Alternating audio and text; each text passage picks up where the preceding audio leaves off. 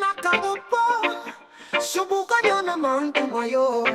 At baka matanaw ninyo ang tunay na kalagayan ko. Tao po, nandyan po ba kayo sa loob ng malaking bahay at malawak na bakuran? Mataas na pader pinapaligiran at nakapilang mga mamahaling sasakyan. Mga bantay na laging bulong ng bulong. Wala namang kasal pero marami ang nakabarong.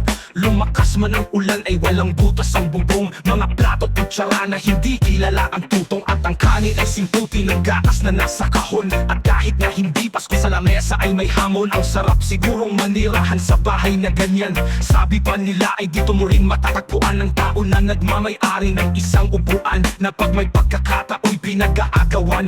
Kaya naman hindi niya pinakakawalan. Kung makikita ko lamang siya aking sisigawan.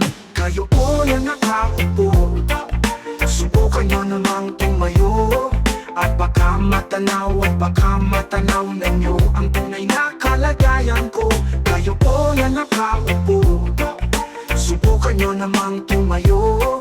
At baka matanaw ninyo ang tunay na kalagayan ko. Mawalang galang na po sa taong nakaupo. Alam nyo bang pantakal ng bigas namin ay di puno? Ang dingding ng bahay namin ay pinagtagpi-tagping yero. Sa gabi ay sobrang init na tumutunaw ng yelo na di kayang bilhin upang ilagay sa inumin. Pinakulong tubig sa lumang takuring uling-uling. Gamit lang panggatong na inanod lamang sa istero na nagsisilbing kusina. Sa umagay aming banyo ang aking inay naman kayamanan. Isang kaldero na nagagamit lang pag ang aking ama ay sumweldo. Pero kulang pa rin ulam na tuyo asin. Ang 50 pesos sa maghapoy pagkakasya. Hindi ko alam kung talagang maraming harap o mataas lang ang bakod o nagbubula-bulagan lamang po kayo. Kahit sa dami ng pera nyo, walang doktor na makapagpapalinaw ng mata nyo.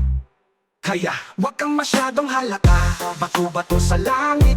Ang matama ay wag magalit. O bato sa langit. Ang matamaan ay wag masyadong halata. Wag kang masyadong halata.